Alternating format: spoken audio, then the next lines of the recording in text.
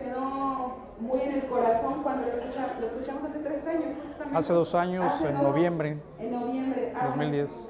Que nos dejó con la duda de esa quimera que habían reconstruido, qué es lo que era. Una plática fascinante que mucha gente estuvo preguntando por la continuación o estuvo preguntando por el qué quedó ese gran hallazgo, y pues afortunadamente ya tenemos no hipótesis sino toda una ley, una tesis. Claro. Y bueno, en el marco del cumpleaños de Flash, en el marco de la ciencia en el bar, uno de nuestros exponentes más queridos, Cecilio, bienvenido. Gracias. Y adelante, comenzamos. Y gracias por la invitación nuevamente. Ahorita les voy a presentar una segunda parte de aquella plática que justamente con Jesús Villena quedó pendiente en noviembre del 2010. Ahorita está titulada Un rompecabezas de más de 140 millones de años, ¿sí?, para el estado de San Luis Potosí. Obviamente este es un trabajo de investigación potosina que hemos estado realizando, no de ahorita, ya tiene, en el 2002 comenzó esta odisea, cuando el maestro Guillermo Alvarado Valdés, querido amigo, compañero de trabajo, encontró restos de un vertebrado y de los cuales vamos a continuar. Un poquito voy a entrar en el resumen de lo que vimos la vez pasada. Estos son los puntos que se van a abordar en esta plática de hoy. El resumen, una introducción, objetivos y metas, generalidades de los osteícteos, desarrollo del trabajo, conclusiones y, por supuesto, terminar con los agradecimientos. Bien, en cuanto al resumen tenemos, les decía de la plática pasada, para quienes tuvieron la oportunidad, bueno, van a recordar, quienes no, se van a adentrar un poquito dentro de este proyecto. En el 2002, Guillermo Alvarado Valdés encontró por ahí los restos de un vertebrado en el desierto potosino, localizado hacia el área de Charcas, San Luis Potosí. Aquí tenemos una proyección del Estado y de la República Mexicana para que más o menos tengan una idea del territorio donde se está abordando. Todo en el desierto potosino. Bien, en esta imagen que vemos al principio son los restos óseos de ese vertebrado que les estoy comentando. Obviamente, como pueden apreciar aquí, tenemos fragmentos que parecen una V. Obviamente, el maestro Alvarado Valdés, con su experiencia de paleontólogo, sabía que tenía un vertebrado en aquel entonces, no sabía de qué tipo, pero gracias a su experiencia fue que se pudo hacer ese rescate más adelante, años después. Esta fotografía que les muestro en segundo plano me gusta mucho porque muestra la magnitud del lugar in situ. Aquí vemos nuevamente esos huesos que les acabo de mostrar en la imagen anterior. Si ustedes pueden apreciar, se ven aquí unas capas de roca que están inclinadas ligeramente, cerca de 35 grados, que era la posición que tenían con respecto a un plano horizontal. De esto lo que podemos decir es que no se rescató el organismo como lo hacen con otros vertebrados, como les presentan en documentales de National Geographic, Discovery Channel, etcétera, etcétera. Aquí se tuvo que adoptar una metodología específica que se desarrolló años atrás en un trabajo de licenciatura de un servidor. Bien, cabe destacar que aquí el pez se encuentra en el cauce de un arroyo, y cabe mencionar también que este organismo, obviamente, al estar en el cauce del arroyo, estamos hablando de que esto pertenece a la nación. Todo aquel material que sea de interés que se encuentre en un arroyo es propiedad de la nación. Y esto lo comento para que sepan que hay una ley paleontológica por la medio de la cual se debe de trabajar y atender a ciertas normas y artículos. Las primeras inferencias que se hicieron hace 2 años, justamente en este estudio, en base a comparación anatómica de lo que posiblemente teníamos, en la plática anterior hablé de los métodos de extracción, de limpieza y avances de remoción sedimentaria. Hoy día ya les voy a mostrar otra cosa. Bien, remontándonos un poquito a aquel día de noviembre, podemos apreciar aquí una fotografía in situ de ese material que vimos abajo de las capas de roca, después de que se quitaron durante un trabajo de 15 días de campo. Aquí se teorizaba lo que posiblemente se tenía, que era un reptil volador, un reptil alado, hablando de un pterodáctilo. Yo cotejaba en aquel entonces los posibles restos de las alas a la izquierda, a la derecha, y lo que vemos en líneas punteadas de probablemente tener un cráneo, ¿sí? Sin embargo, como lo vemos aquí, estas líneas punteadas eran nada más inferido y todo era teoría mientras no tuviéramos un avance de limpieza en el mismo. Nuevamente aquí tenemos un acercamiento de esas estructuras óseas para que se den una idea de cómo fue que se empezó a teorizar. Cabe destacar que este organismo que les voy a presentar, al igual que otros investigadores, han tenido muchas dificultades y han caído en el mismo error que yo. Cotejaban contra un pterodáctilo por la similitud que presentan osteológicamente. Esta imagen también se las mostré, donde les comentaba y hacíamos alusión de que este hueso en forma de V posiblemente podrían ser parte de este hueso dividido en dos, de lo que era el carpo, metacarpo, zona carpiana, unión carpiana y estos huesos, ¿sí? Parte de un posible cuarto dedo, eran ejemplares que tenían 4 dígitos, el cuarto y más pequeño, o más alargado, perdón, del cual salía una membrana y estos volaban como los murciélagos, ¿sí? Aleteaban. Eran teorías todavía, y dentro de esas teorías mostraba esta nueva imagen de lo que yo consideraba, cotejando contra una imagen de un documental de National Geographic, posiblemente tener un cráneo de este reptil alado. Veíamos en la parte de arriba y les comentaba posiblemente esto podría ser parte de esta zona, de la zona craneal, y la parte inferior, esta de aquí, correspondiente a esta línea, pero me quedaba la duda, la incertidumbre de qué podría ser todo esto que teníamos abajo de, porque no concordaba. Sin embargo, lo demás sí era muy parecido y teníamos por ahí lo que podríamos cotejar contra una zona de una vértebra cervical. Bien, en este contexto, por ahí se mostraba también dentro de las ideas posiblemente tener material de estómago de este reptil, que decíamos posiblemente es el último alimento que él ingirió. Y por ahí veíamos unas estructuras en forma de púas que decía posiblemente se trate también de organismos o de espinas de algunos equinodermos, son animales marinos, carroñeros. Cuando mueren se desarticulan y estas espículas o espinas quedan desbalagadas. Entonces, cabía la posibilidad de que por ahí hubiera ingerido o engullido parte de esto y quedara ahí dentro del material parcialmente digerido. Pero hasta allí todo era teoría, o también decíamos posiblemente es parte del pelaje de estos organismos que tenían pelo. Y en primer plano, bueno, este era el organismo que se creía, en primera instancia, se tenía contemplado dentro de ese reptil alado. Posteriormente vino una segunda teoría, hablábamos de un reptil marino, porque también hay similitud en los huesos que yo les estoy mostrando, cotejado contra esto que tenemos acá en otra imagen. Son muy parecidos en la forma en la que se encuentran la estructura ósea, todos amontonados unos de otros, pero nosotros no encontramos esta parte de aquí, como podemos apreciar en la imagen, tenemos colmillos. Por lo tanto, pues nos quedaba también la duda, pero veíamos estas estructuras que eran muy parecidas a las vértebras vistas, obviamente, desde una vista frontal. Y nuestra última teoría que presentamos en aquel entonces fue la siguiente. Hablábamos de que no me había percatado dentro de ese estudio, analizando posteriormente y gracias al apoyo de un paleontólogo de la UNAM, con el cual también colaboramos, el doctor Jesús Alvarado Ortega, recibimos una orientación de él y analizando, cotejando, encontramos estos huesos que presentan radiación, ¿sí? Que es muy similar a las aletas de algunos peces. Entonces cabía la posibilidad de que tuviéramos un reptil alado, uno marino o bien un pez.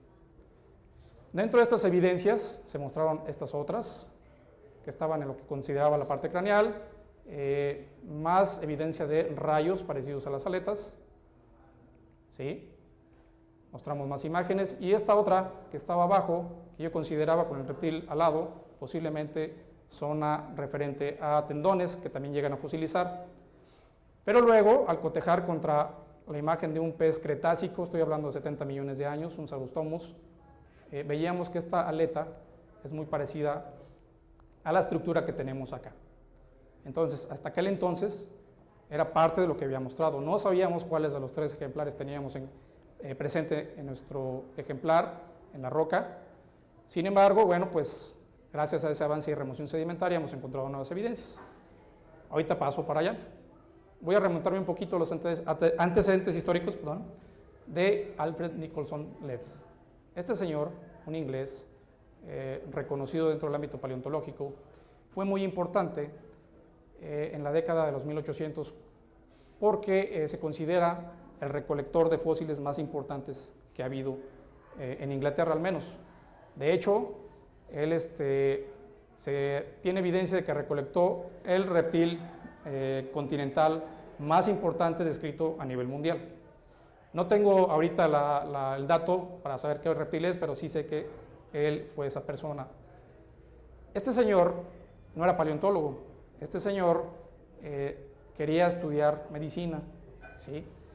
Sin embargo, por ahí tuvo algunos problemas familiares, parece que perdió parte de los padres, perdió los dos padres, y dentro de esto, bueno, pues el hermano mayor se lo llevó a vivir a su granja para que le ayudara con las labores de su hogar y demás. Obviamente, como no tenía mano de obra, pues requería de él. Entonces se vieron truncados sus pues ideales de seguir adelante y seguir estudiando. Sin embargo, esto dio pauta para que más adelante él, cerca de su casa, en las arcillas de Oxford, en Inglaterra, encontrara en un pozo una gran variedad de esqueletos de reptiles. Dentro de estos recolectó reptiles marinos, continentales y algunos que les voy a presentar aquí. Estas son imágenes gracias y cortesía de Jeff Liston, otro paleontólogo, de los cuales les voy a mencionar.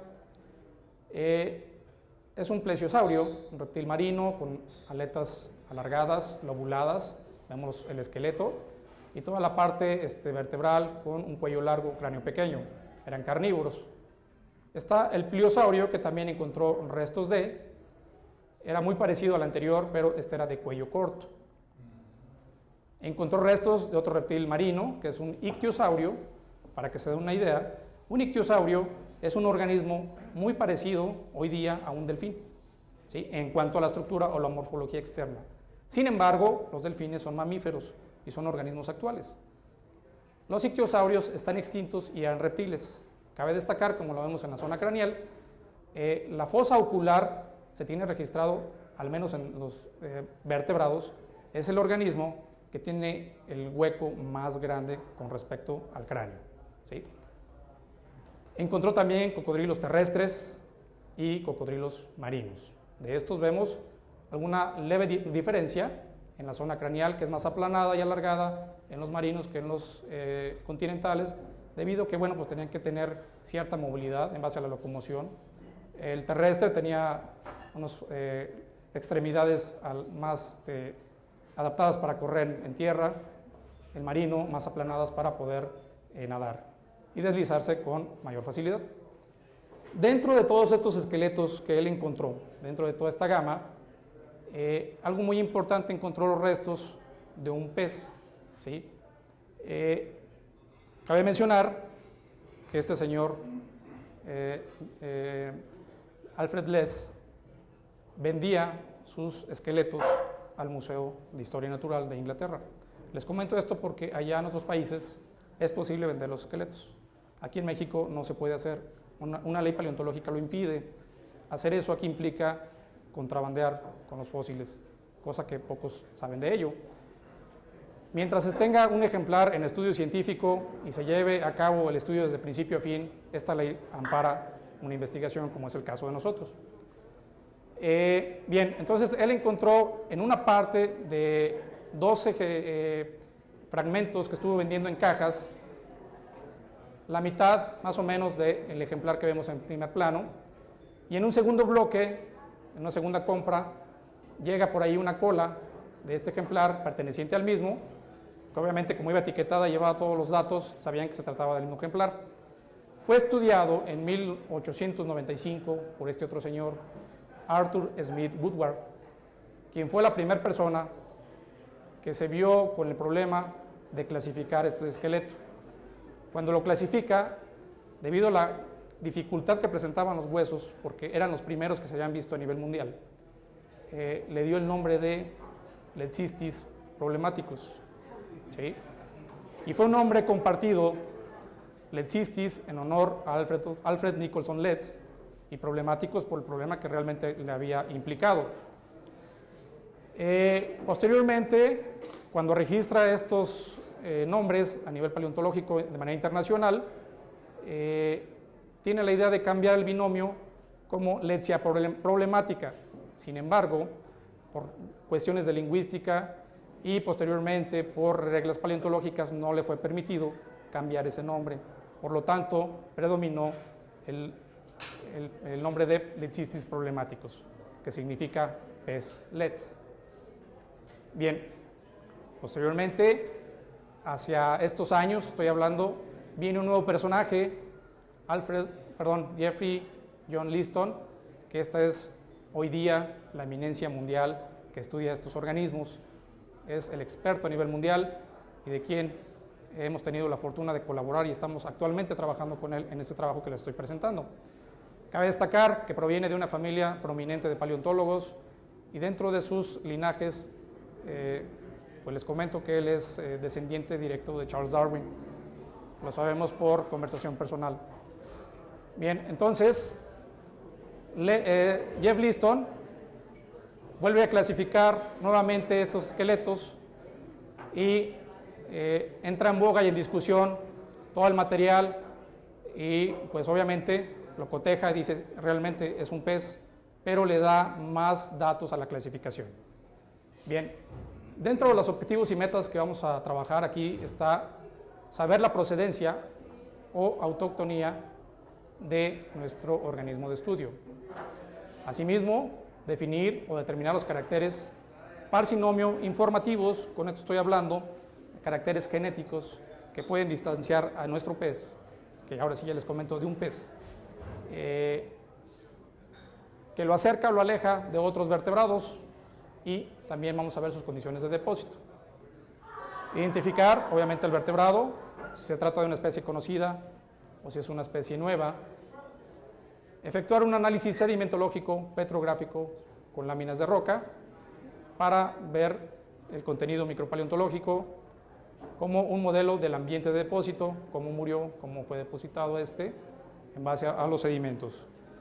Bien, entonces, dentro de las generalidades, sabemos que nuestro organismo se trata de un pez, ¿sí?, que proviene de los agnatostomados, de los cuales se diversifican dos clases, osteictios y condrictios. Los escualos, los tiburones vienen de este linaje de los condrictios. Nuestro pez en cuestión viene de los osteictios, que significan peces con esqueleto, la cabeza es osificada y la mandíbula también. De estos derivan actualmente los actinopterigios y de ellos, a su vez, la gran variedad de peces, la mayoría de los que conocemos actualmente, que viven o conviven con nosotros en nuestro planeta. Su osificación para el pez que estamos trabajando era parcialmente cartilaginosa, no todo el esqueleto era óseo, como los organismos que conocemos actualmente. Bien, ¿qué sabemos de esto? Como antecedentes paleontológicos, los más antiguos que se habían encontrado de este tipo de pachicórnidos,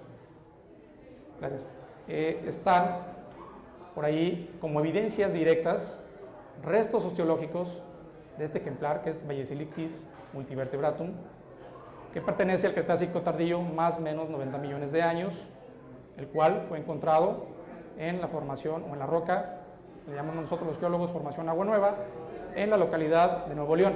¿Sí? Aquí vemos toda su constitución vertebral, costillas, craneana, aletas, etcétera, etcétera. Aquí vemos un acercamiento, ¿sí?, de la parte ósea de la cabeza y, como podrán apreciar aquí, no hay dificultad al dibujarlo, al interpretar, porque parcialmente está todo el esqueleto bien definido. Hay otra evidencia de Primictis longiventer, de ese no tenemos imágenes, pero sabemos que está en Chiapas.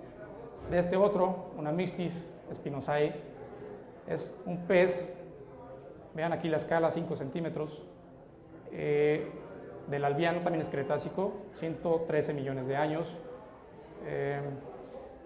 Por aquí debe haber un errorcito, pero bueno, la cabeza, si ustedes logran apreciar, está en este lado, apuntando para allá arriba, está ligeramente arqueado con la aleta caudal de este otro lado. Tenemos parte de la aleta anal y algunas otras extremidades del esqueleto. Está por ahí también Saurodón sin especie, que fue descrito en Musquis, Coahuila, gracias a datos de Alvarado Ortega. Únicamente aquí lo que se encontró fue parte de la mandíbula inferior con algunos dientes y parte del premaxilar y maxilar superior. Bien, por ahí tenemos, ahora más cercano a lo que les estoy yo presentando, Alecistis, Martilictis y Stenocormus. Son 3 géneros de peces únicos a nivel mundial.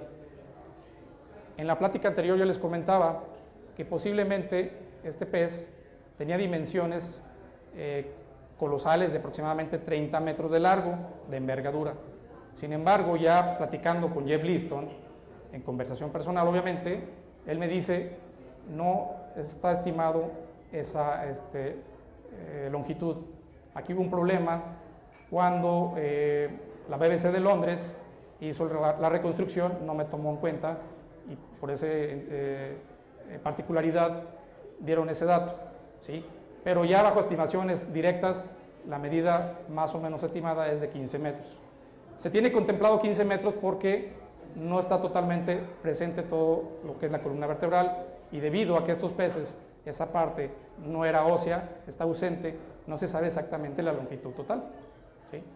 Bien, nuestro organismo de estudio está emparentado con él, al igual que con Martilictis y Stenocormus. Este es el pez Stenocormus, ¿sí? Es un pez alargado, ¿sí? Con una aleta caudal bifurcada, aletas radiales, cabeza elongada. Esto se sabe en reconstrucción a los huesos y por lo tanto sabemos que era un pez que tenía muy buena aerodinámica para poder nadar.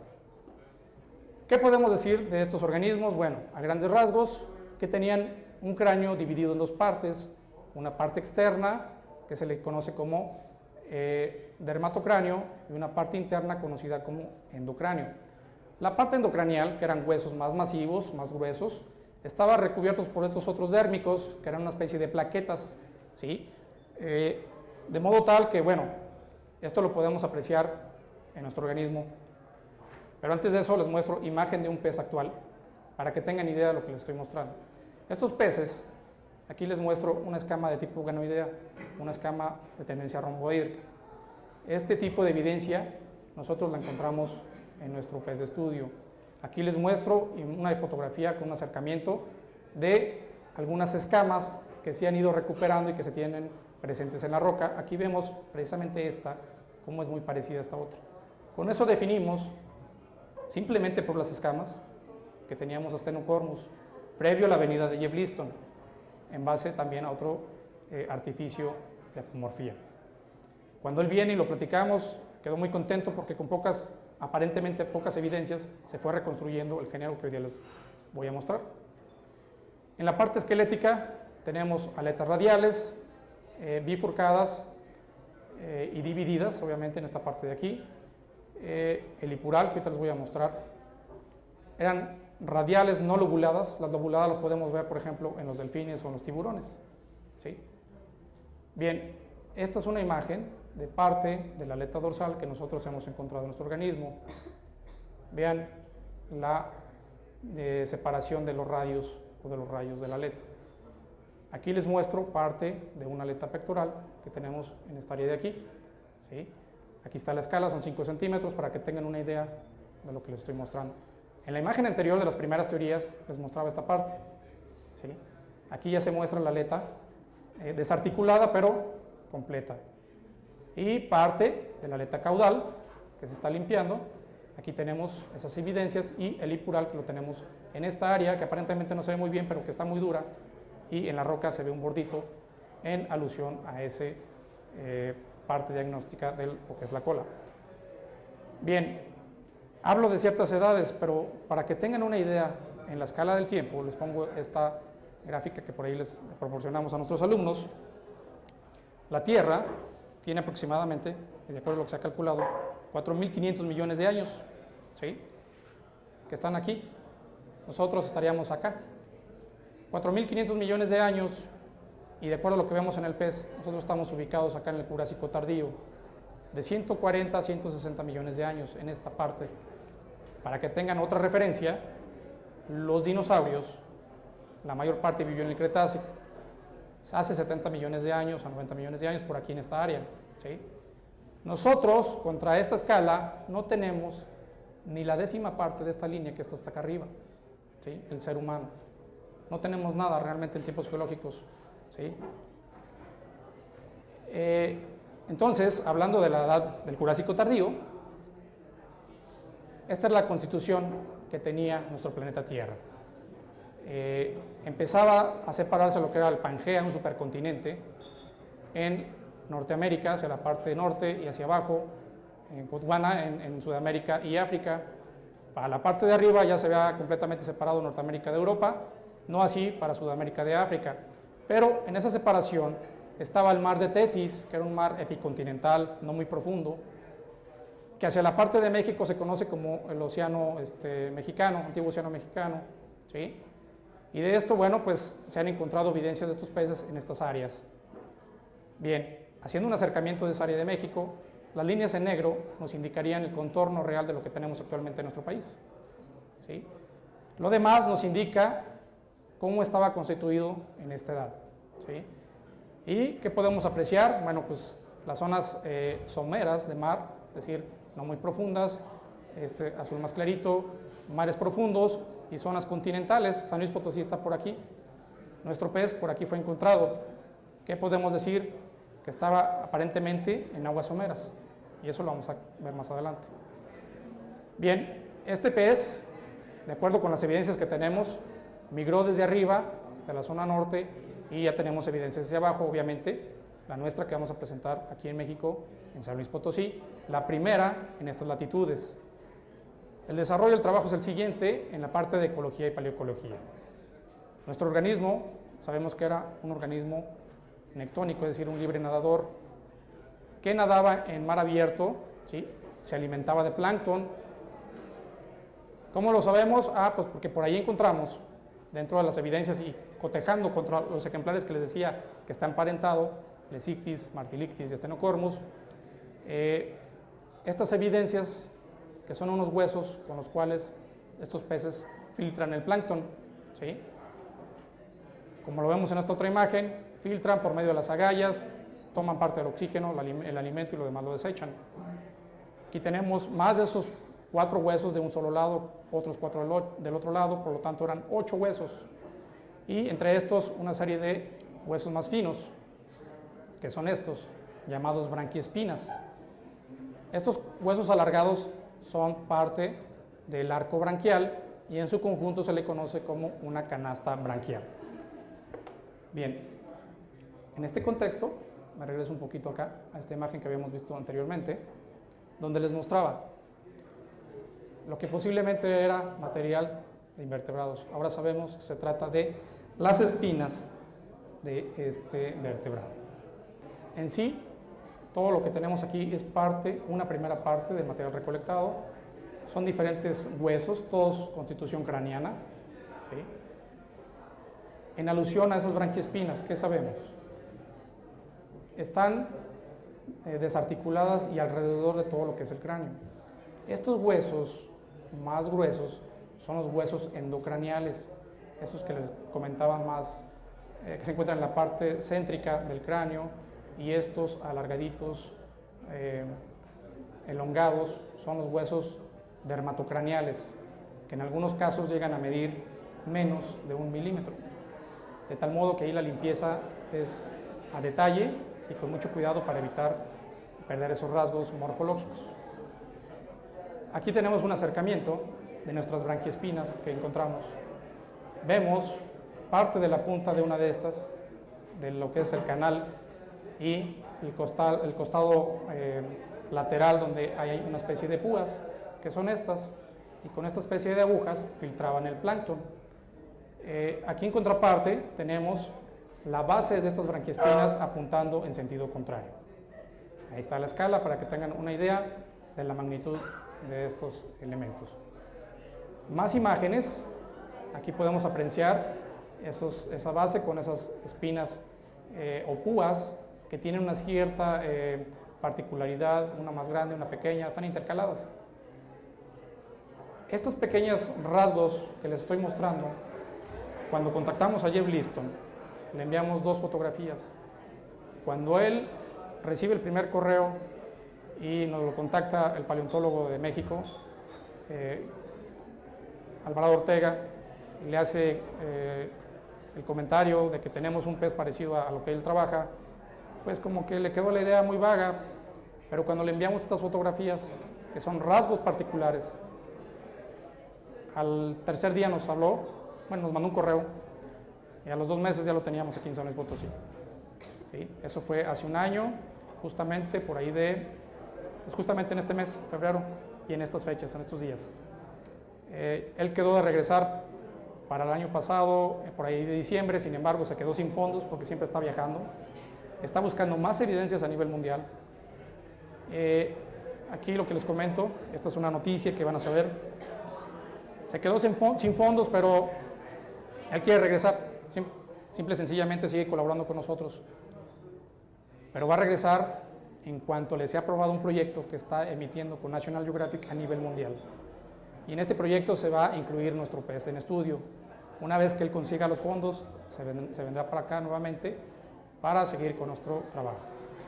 Bien, estas branquiespinas que les muestro acá son de un ejemplar encontrado en Inglaterra, de un ejemplar llamado Asthenocormus. Como pueden apreciar, son muy parecidas a estas que tenemos nosotros, y por eso sabemos que son del mismo género. ¿Sí? Este ejemplar, que aquí tenemos una reconstrucción del mismo, se encuentra no en un museo, se encuentra en una colección privada de un magnate, ¿sí? De un rico en Inglaterra. Cuando Jeff Liston estudia estos peces, quiso acceder a estos elementos osificados para estudiarlos y le fue negada la entrada para poder trabajar con ellos. Entonces, me comentaba él que una amiga paleontóloga, bueno, siempre las mujeres pueden persuadir más fácilmente a los demás,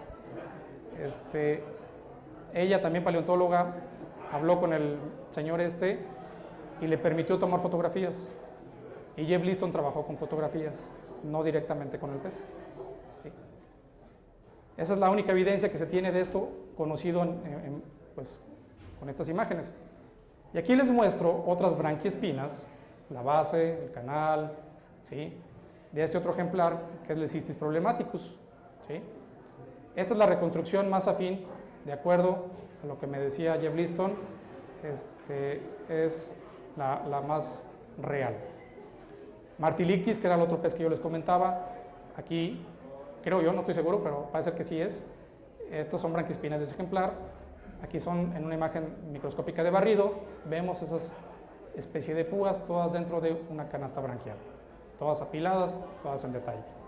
Vean, es de 1.7 centímetros de ancho. Bien, ¿cómo justificamos nuestro trabajo? Bueno, les decía, en México, nuestro organismo que se está trabajando es el primero a reportar en estas latitudes, hablando de peces jurásicos, 140 millones de años, más o menos 160. Aquí muestro el esqueleto de uno encontrado completamente y que se tiene en el Museo de Historia Natural en Londres. Probablemente no se ve toda esta parte de aquí, está parcialmente preservado, sin embargo tenemos parte de las maxilas, ¿sí? En la zona craneal, y se aprecia bien la aleta caudal. Tienen un estimado de 2.30 metros, de 2.30 centímetros, 2 metros 30 centímetros. Y aquí tenemos otro que se encuentra en Alemania, en el Museo de Dresde, Asthenocormus, mismo ejemplar, ¿sí? De otras dimensiones, de 10 centímetros. Este está más preservado, tiene mejores detalles osteológicos. Y tenemos aquí un tercero, también en Alemania, ¿sí? En Bavaria. Vemos esa constitución esquelética, cuerpo elongado, a la cabeza alargada, puntiaguda, con lo cual se coteja que tenía muy buena maniobrabilidad hidrodinámica. Nuestro organismo de estudio, esta es la primer parte de nuestro cráneo, la primer laja que se rescató, ¿sí? Miento, la segunda. Esta pesa más de media tonelada. Esta ya casi se tiene limpia en su totalidad. Aquí está la aleta pectoral, tenemos huesos craneales, ¿sí? La segunda parte, la contraparte de esto, la unión, vemos más de esos huesos operculares, entre otros, parte de una zona estomacal, y para acá, bueno, como verán, todavía nos falta limpieza. Afortunadamente ya cuento con un equipo de alumnos, emprendedores que están aprendiendo, no como hace 2 años yo les mostraba esto, me llevó 1 año limpiar esto, ahorita ya con ellos llevamos esta parte y otro tanto que ahorita les voy a mostrar. Nuevamente me remonto a la imagen principal, a la primera de campo, cuando estaba el material in situ, antes de extraer los 2 monolitos. Aquí vemos la fractura, por la cual se dividió, y les muestro de la parte derecha el complemento que también se rescató. Aquí es una parte que voy a recordarles. En la primera plática yo les decía, si se trata de un pez, posiblemente la cola quedó dentro de los estratos que no se extrajeron. Afortunadamente ahorita con la limpieza sabemos que tenemos el ejemplar casi completo, podemos hablar de un 85 o 90%. ¿Por qué? Porque aquí está parte de ese material, ¿sí? En contraparte aquí está la otra laja que les mostraba. Esta es una imagen algo burda porque no está a escala, ¿sí? Todavía nos falta unir una roca con otra, empatarlas para poder tomar una imagen a escala como debe ser. Sin embargo, más o menos esta es la constitución original. Y esto es lo que hemos estado interpretando. Es nuestro pez. La zona craneana, esta aleta pectoral que está acá, sería la aleta izquierda, ¿sí? La aleta derecha, y parte de aquí que tenemos también rayos corresponden a la aleta pectoral derecha. Aquí tenemos un poquito desfasado el ejemplar de la imagen porque les digo no está a escala, pero es representativo. Tenemos los rayos de la aleta dorsal. Tenemos aquí mismo espina neural y algunas otras costillas y lo que se conformaría nuestra aleta caudal, ¿sí? Esta imagen que les muestro acá arriba es del Ecystix. Esa imagen fueron las primeras interpretaciones antes de hacer este trabajo artístico. Obviamente nosotros apenas nos encontramos en la primera fase de este trabajo. Nos falta llegar a esto, pero estamos en ese camino, ¿sí? Bien. Me voy con esa imagen que les mostraba. Estos elementos que aparecen aquí en amarillo ya se lograron definir, ya están identificados. Hay más, pero todavía no todos se han logrado acomodar en su constitución. Aún así, les comento que existe la posibilidad de que el acomodo que presento aquí no sea el real, haya una posible variación en la forma de representarlo. ¿Por qué? Porque no tengo un manual. Como son pocos peces y este presenta rasgos nuevos, evolutivos, difícilmente voy a hacerlo a la primera, ¿sí? Pero estamos en esa fase. Entonces tenemos los huesos, acá les presento otra imagen con los mismos y donde se presentan esas abreviaturas. Tenemos en la parte craneana exterior los huesos parietales, frontales, supraoccipitales, parte de la fosa ocular, donde tenemos huesos orbitarios, preorbitarios, postorbitarios, termoesfenoideos, entre otros. Y es apenas un 10% de los elementos que tenemos, ¿sí? Nos faltan más por identificar.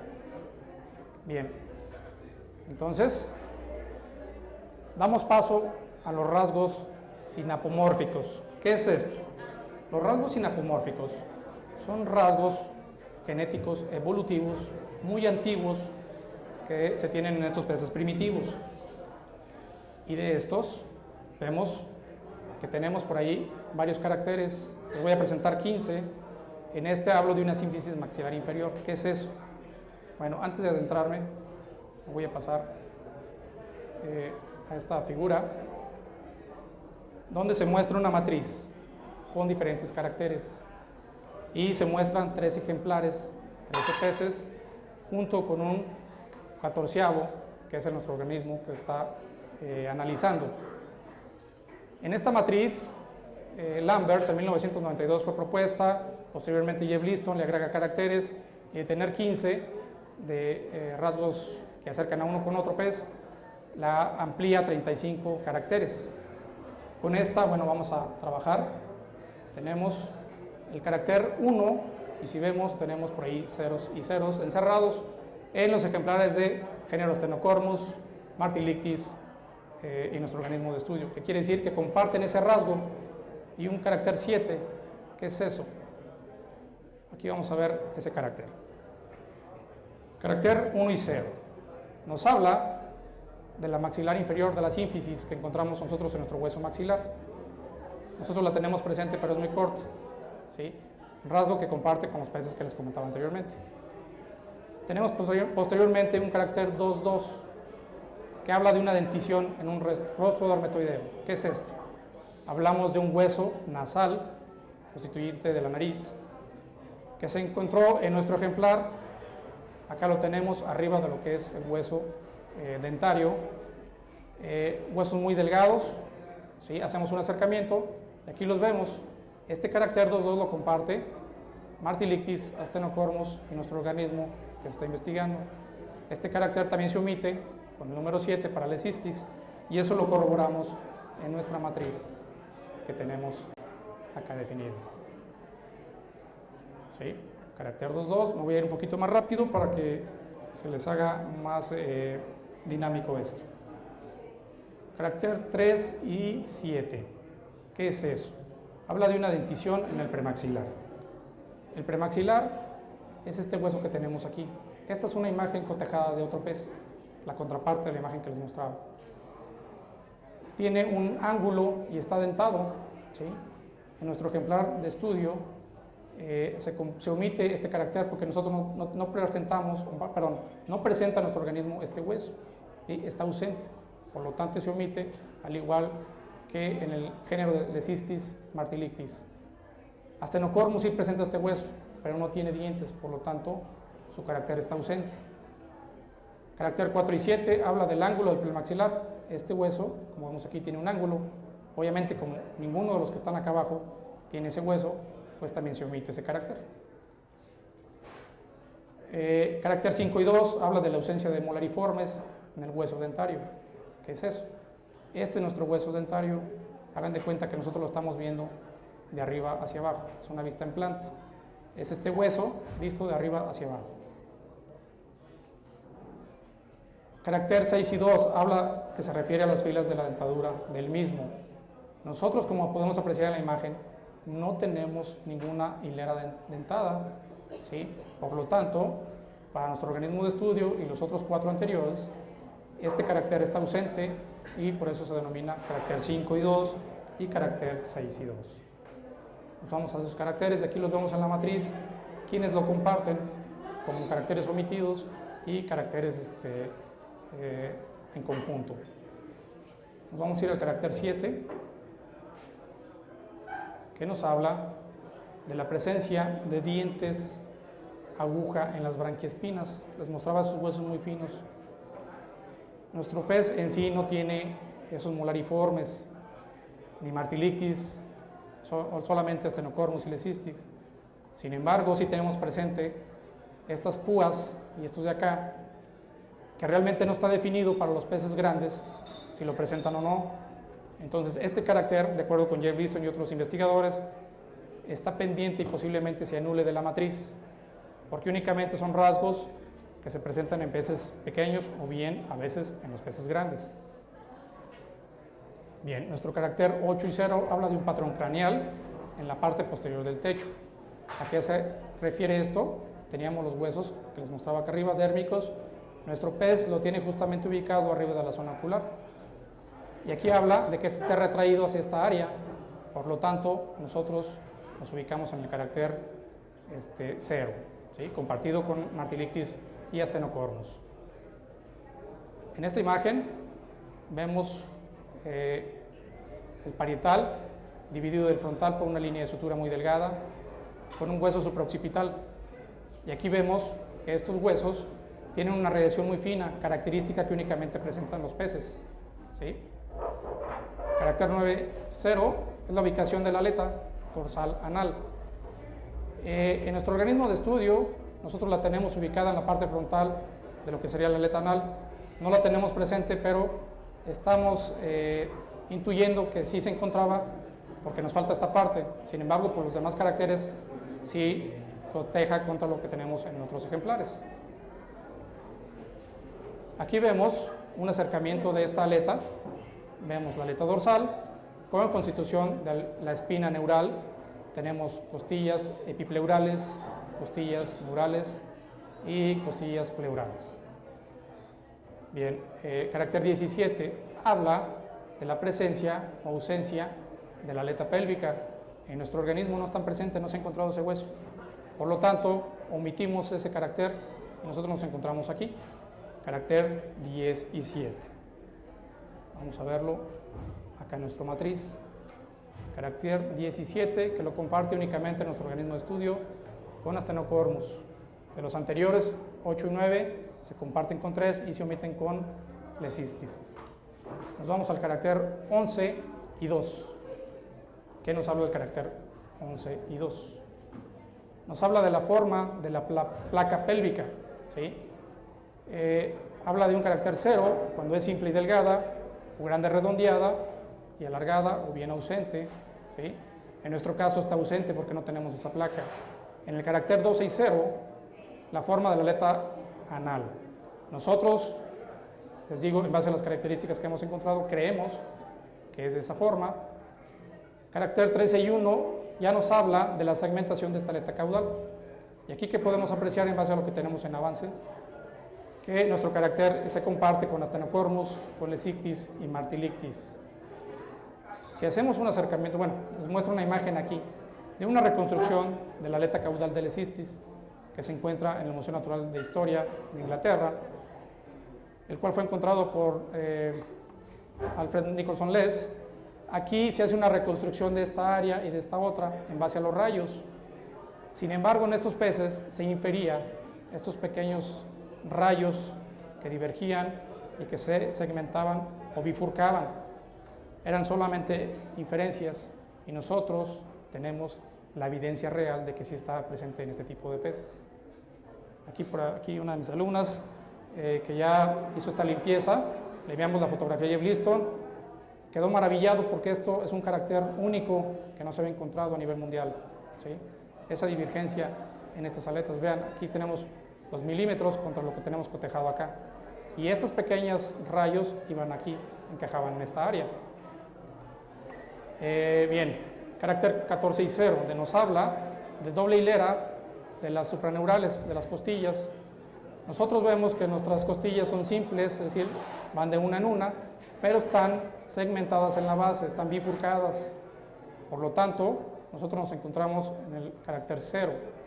No así para las costillas pleurales que se encuentran abajo, que sí van en par y están simples, no segmentadas hacia la base de cada una. Tenemos por ahí el carácter 15 y 7, osificación de la zona central, de la zona de las vértebras. Nosotros no podemos apreciar vértebras aquí. ¿Por qué? Porque están ausentes. Les decía, estos peces eran parcialmente osificados, cartilaginosos en gran medida. El nuestro no es la omisión, las vértebras eran cartilaginosas. Entonces, con esto constituimos esta matriz de sinamorfías y pasamos a otros 3 rasgos, para no irme a las 35, característicos de lo que hemos encontrado nosotros. Se llaman rasgos apomórficos, que distancian aún más o acercan a uno de otro. De estos 13 caracteres que les acabo de mostrar, como veíamos, 3 de los anteriores y el nuestro son los que están emparentados, de los 13 en total. En el nuestro encontramos que la mandíbula inferior, la parte del maxilar, tiene un proceso coronoide, que es esta parte de aquí, no está elevado.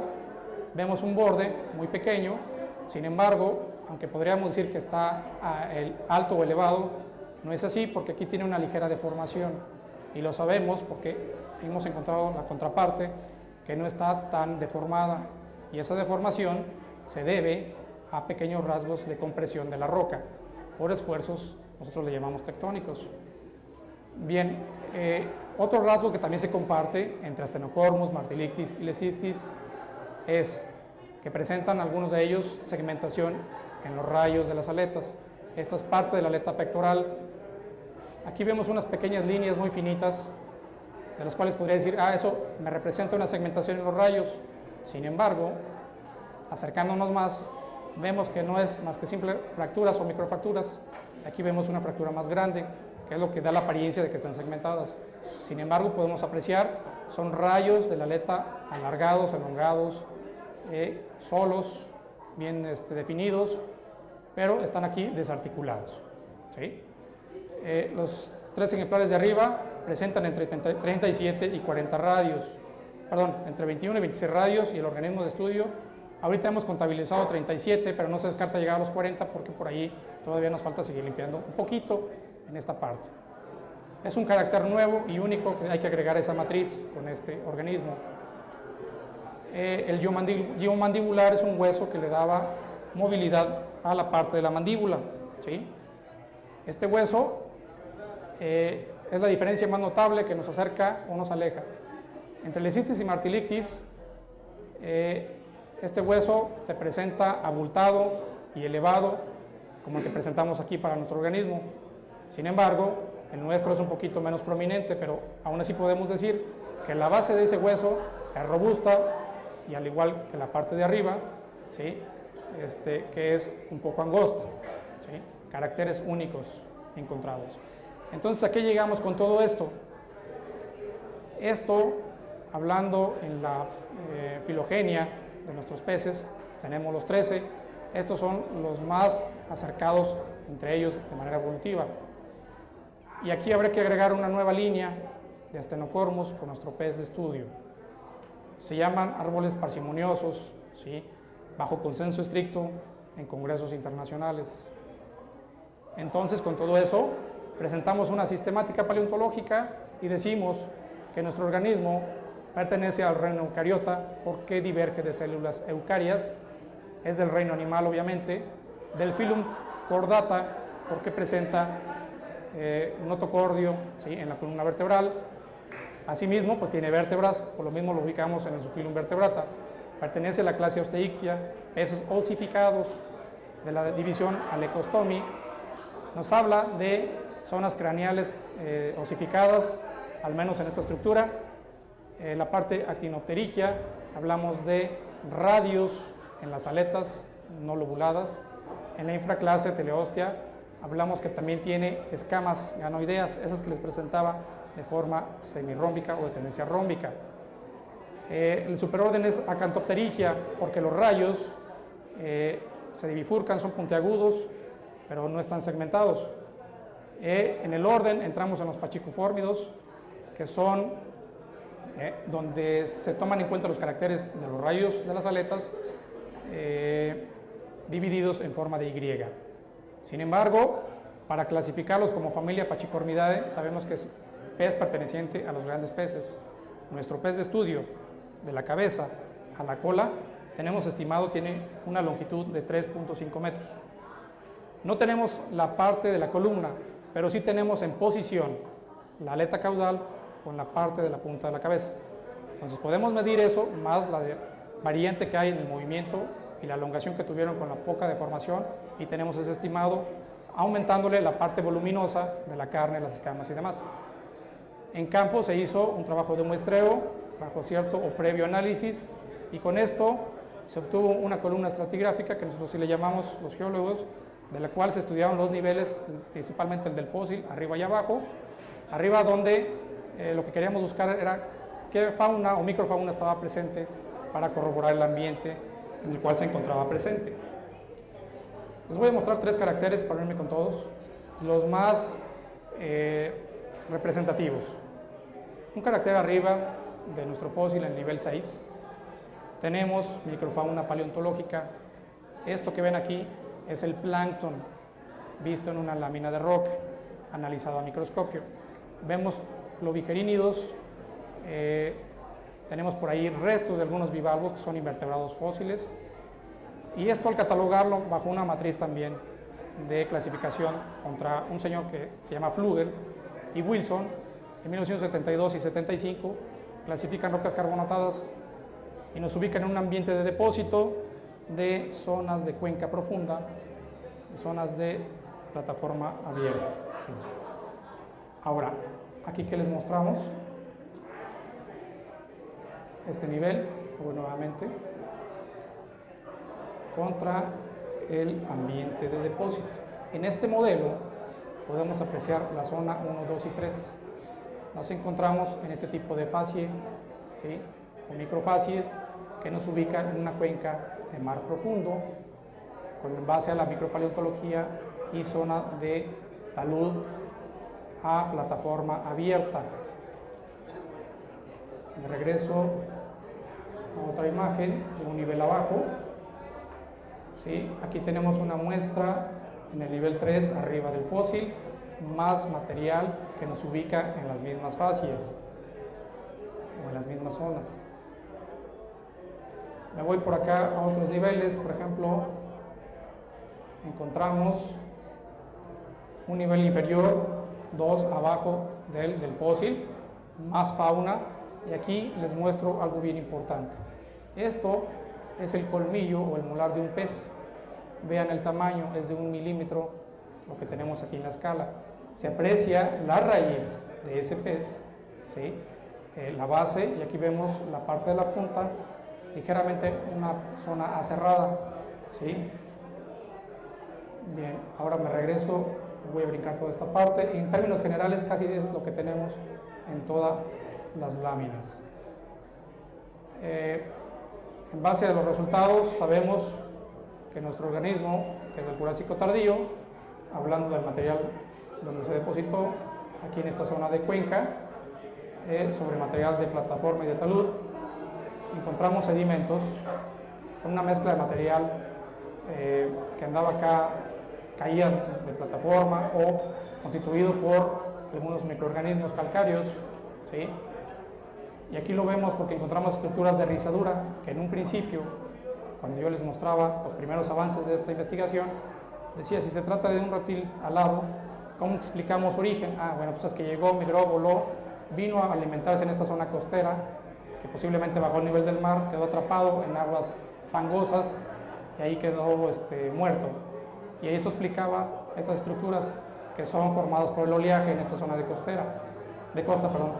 Sin embargo, estas estructuras de rizadura también se dan acá abajo por otros tipos de energía. Y esto aunado más la fauna de los microfósiles nos ubica en esta área, netamente zona acuática. El escenario, aquí lo vemos, el medio ambiente, un pez nectónico, libre nadador, que se alimentaba al ras de la superficie del agua, muere, se deposita aquí, ¿sí?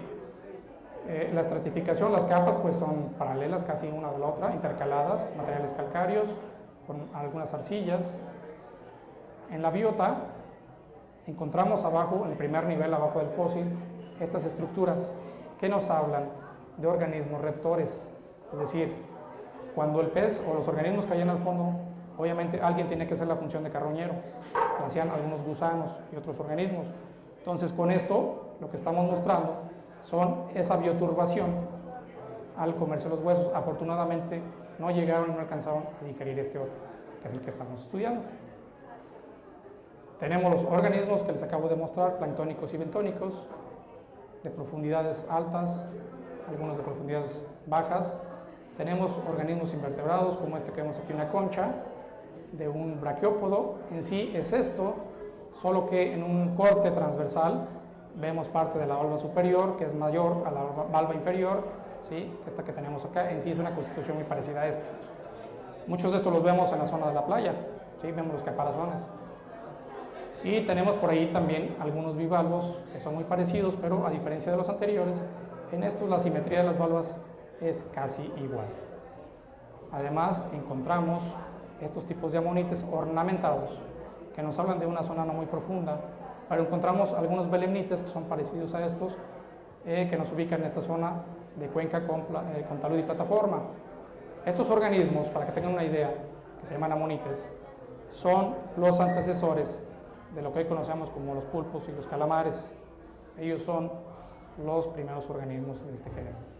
También encontramos los restos jurásicos de las valvas, la capuchita que tenía aquí arriba en la cabeza, la parte superior de estos amonites. Son característicos de esta edad y con eso amarramos que nos encontramos en el Jurásico tardío. Aquí les muestro no solamente lo que les presenté ahorita, se trata de un pez aquí en San Luis Potosí. Tenemos condiciones muy similares, paleontológicamente hablando, a aquellas que proliferaron en Inglaterra y en Alemania. Con esto, aquí lo que ven son las vértebras de un cocodrilo y algunas costillas, reptil que encontré en las márgenes de San Luis Potosí, Nuevo León. Tenemos restos de un ictiosaurio. Aquí vemos en esta imagen de organismos de Chile, cocodrilo, ictiosaurio, y tenemos también restos de uno de estos, que es un plesiosaurio, aparte de nuestro pez. Aquí presentamos esto que también está en laboratorio, es un fragmento de lo que sería una de las falanges o un escudo de la aleta de este organismo, muy parecido. Entonces, con esto que decimos, que nuestro ambiente es muy parecido a lo que vamos a ver en otra imagen más adelante. En términos mundiales,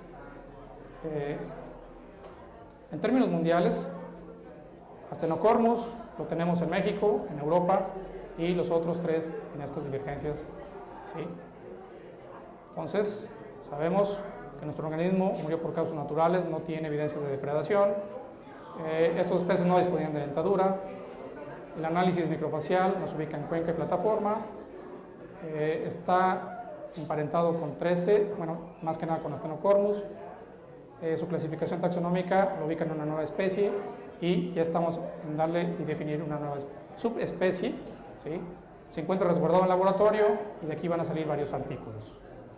Estos son parte del equipo de los emprendedores alumnos que están trabajando con nosotros, colaboradores de México, paleontólogos, Jeff Liston, Memo Alvarado, un servidor, y obviamente nuestro trabajo se dedica a David Navarro Martín del Campo, a quien honraremos con el nombre de la especie de este ejemplar. Bien, esto es en términos generales lo que llevamos hasta el momento del avance de nuestro trabajo.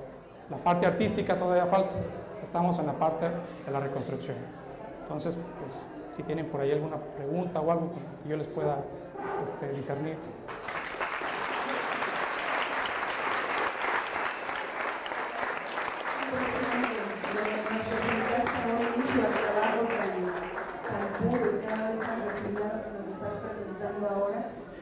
Pues felicidades porque parece que están escribiendo la situación nueva, ¿verdad? Así es. ¿Alguna pregunta? Es que no creo cómo se construyen las matrices, pero ¿cómo fue el proceso de fosilización?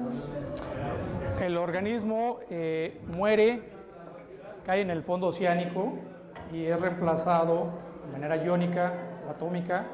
El material del sedimento, que es la roca, pasa a la parte orgánica, que es el hueso, y de esta manera se petrifica. Toda esta parte ya la había comentado en una plática anterior. Por ahí, Viridiana, creo que hay un link, ¿verdad?, a esta presentación en internet. Ahí pueden apreciar a más detalle todo este proceso, que fue lo primero que presenté en una plática. Y está más desglosado, cerca de 1 hora y media más o menos, ahí la otra plática. Sí, todas las pláticas de ciencia en el bar se están subiendo en la página de TV UACLP y creo que ya está incluida la recesia, donde explicamos también. ¿Alguna otra pregunta? Los restauradores van a tener que decir algo, ¿no? En tanto que se hace un trabajo tan clínico, claro, no es la biología de... Sí. De paciencia, sí, aquí atrás hay mucho trabajo, mucha paciencia, mucha dedicación, horas y horas de estar descubriendo el fósil. Y desgraciadamente poco, creo que luego...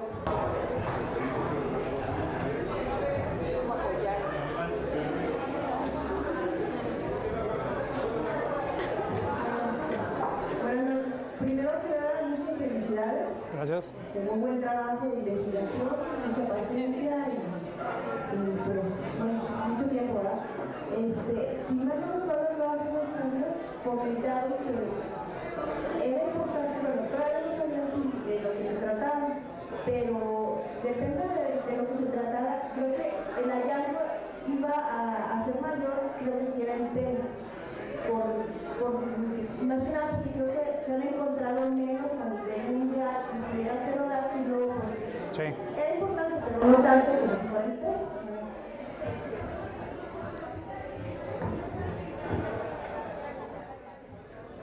En efecto, como tú lo comentas, yo decía, si se trataba de reptil marino, ya se habían encontrado algunos en México. De este pez, comentaba, si se trataba, iba a ser posiblemente el tercero a nivel mundial. Si se trataba del pterodáctilo, iba a ser el primero en San Luis Potosí y creo que también el tercero a nivel nacional. Hoy día sabemos que este es una subespecie mundial. Estamos a nivel de especie y subespecie. Es nuevo. Tiene nuevos caracteres que se van a aportar a la paleontología y obviamente a la literatura.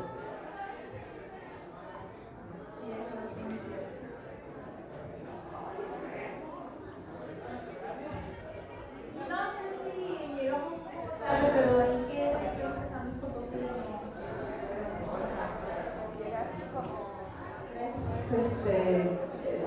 Llegó muy tardísimo, porque esto fue del Pleistoceno, ¿no? Sí, este organismo jurásico de 140 millones de años más o menos fue encontrado en el municipio de Charcas, San Luis Potosí. Sí, es netamente potosino. Y cerquita de la mina. Yuri, tenías una pregunta. Las arcillas de Oxford, esto no puede dar un indicio de que hay condiciones para encontrar bancos de fósiles o yacimientos fósiles más amplios de un país aislado. Así es, de hecho, de las evidencias que les mostré ahorita de los huesos, hemos encontrado un poco más de costillas. Cuando viene Jeff Liston y le mostramos nuestro trabajo, hacemos un recorrido de campo. Todo lo que tiene Inglaterra, Alemania y otros países con gran cantidad de organismos ha sido recolectado en un territorio muy pequeño, que equivalente a San Luis Potosí sería como una tercera parte, tal vez menos. Y nosotros en todo el territorio nacional tenemos este tipo de roca y condiciones para encontrar una gran variedad de animales. De hecho, San Luis Potosí es un territorio rico en estos organismos. Únicamente nos falta seguir trabajando, necesitamos más paleontólogos. De ahí los muchachos que están preparando para que nos ayuden y continuemos con este trabajo.